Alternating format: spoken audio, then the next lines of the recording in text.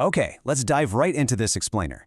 So, how do you completely shatter the rules of progression fantasy? Like, literally break the universe? Well, we're looking at a protagonist who decides to take the fundamental rules of his world, crumple them up, and completely throw them out the window.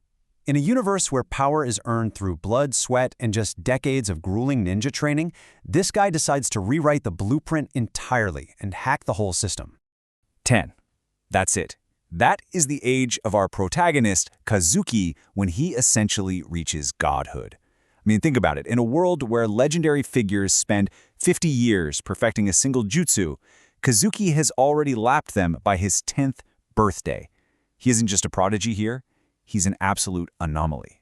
Which really forces us to ask the million-dollar question: how exactly do you break an entire ninja universe before even hitting puberty? How do you jump from a standard academy student to wielding world-ending abilities?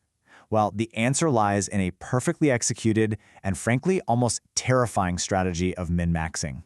So, let's look at how he builds this foundation in Phase 1, the cheat system.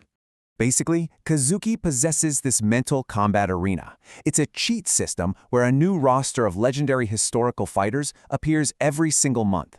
And defeating them doesn't just give him bragging rights. No, he physically absorbs their most defining traits directly into his own being. He's literally turning history's greatest ninjas into farmable boss drops for massive stat boosts. It creates this relentless RPG-style loop that he exploits to stack his abilities month after month. Fight, win, merge. Need Sakura's flawless chakra control? Boom, farm it. Want Sasuke's raw Indra chakra? Just defeat him and merge it. He completely replaces traditional training with this rapid, systemic absorption. Moving right along to Phase 2, genetic splicing. By defeating these legends, Kazuki merges competing bloodlines, like combining Indra's chakra with Ashura's physique, to literally hack his own DNA. Historically, an Uchiha in this universe is essentially a glass cannon, right? Massive ocular power, but a super weak physical constitution. Well, Kazuki fixes that bug. He violently splices his Uchiha blood with Senju, Uzumaki, and even Hyuga traits. It takes brutal, agonizing cellular reconstruction, but he forges a physical vessel capable of handling absolute, raw power without breaking down. To put this into perspective, just look at this explosive chakra growth. By age 10, he has 3 times the chakra volume of Tsunade. Tsunade, one of the top-tier legends. And the crazy part? He is still growing, setting his sights on the monstrous reserves of ancient figures like Asura. The result is this perfectly optimized min-maxed build. He's definitely not a glass cannon Uchiha anymore. By stacking all these drops, he's actually undergoing a rapid bloodline regression. He's reverting his DNA back into an Otsutsuki, the literal alien progenitors of all ninja. Now let's see what happens when you combine that monstrous chakra with farmed talents in Phase 3, Jutsu Innovation. You get reactions like this from Tsunade. Her absolute disbelief perfectly highlights the sheer absurdity of a kid creating a hand-skillless A-rank Rasengan in just 1 month. Oh, and remember, he's also casually inventing jutsu like the lightning-based Chidori at the exact same time. For normal, established geniuses, these are lifetime achievements. For Kazuki, it's just a light Tuesday afternoon project. Because he doesn't just rely on raw power. He masters S-rank combat techniques by absorbing the wisdom of historical geniuses. Farming Tobirama's sensory range, picking up Minata's spatial talent, he instantly spams the Flying Thunder God teleportation. Pair that with Izuna's elite swordplay, and you've got an absolutely unstoppable combination of hacked stats and perfect technique. Let's tackle the most rigid rule in this universe with Phase 4, Defying the Eyes. We all know ordinary ninjas have to suffer unimaginable tragedy to unlock these ocular stages, right? Evolving eyes to the legendary Manjikyo tier usually requires the death of a loved one or some severe psychological trauma. But Kazuki? He completely skips the emotional trauma. He just merges the ocular power drops from his combat arena. He forces the evolution through sheer, hacked physiological upgrades without shedding a single tear.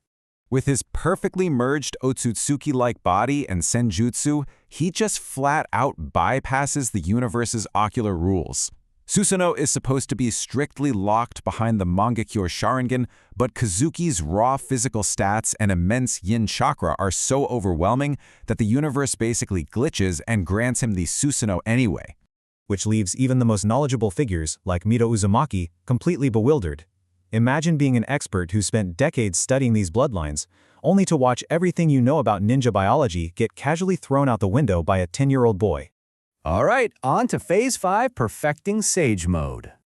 Normally, failing this turns you into a stone toad or a snake, but Kazuki perfects the volatile Shikotsu Forest Sage Mode and actually earns the markings of the legendary Sage of Six Paths right on his clothes.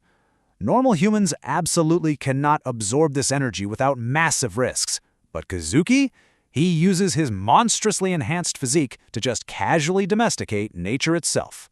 He turns this high-risk, time-consuming transformation into a spammable, mid-combat power-up.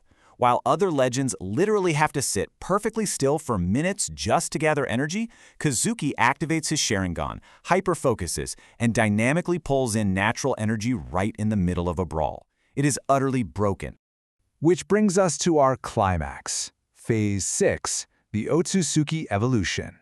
By stacking all of these absurdly overpowered traits together, Kazuki has effectively evolved beyond being a ninja. He's regressed into an ancient, godlike being. Think about it. You combine spatial teleportation with an indestructible chakra mech suit, fuel it all with infinite natural energy, and toss in an A-rank wind shuriken, the power scaling of the original universe just completely collapses. And the dramatic irony here is just fantastic. The ultimate shadow villain, Black Zetsu, assumes Kazuki is this doomed glass cannon who's going to burn out his own life force from illness. Meanwhile, we know he is rapidly ascending to godhood. The villains are out here playing checkers, assuming the normal rules apply, while Kazuki is literally rewriting the code of the chess engine. In his final combat form, he is effortlessly annihilating elite Kaji-level assassins with absolutely terrifying speed. By mixing a sliver of borrowed Ninetales chakra with his Sage Mode and Lightning release, his hair turns golden, he crackles with electricity, and he uses instant transmission. I mean, he essentially becomes a Super Saiyan inside a ninja world. How cool is that? So, we leave this explainer with a final, provocative thought. When a 10-year-old min-maxes the entire universe, hacks his own genetics, bypasses the most rigid magic systems, and forces himself straight into godhood, what possible threat is actually left to face? Thanks for joining me on this breakdown. I really hope it was as fun for you as it was for me. Keep learning, keep questioning, and I'll catch you on the next one.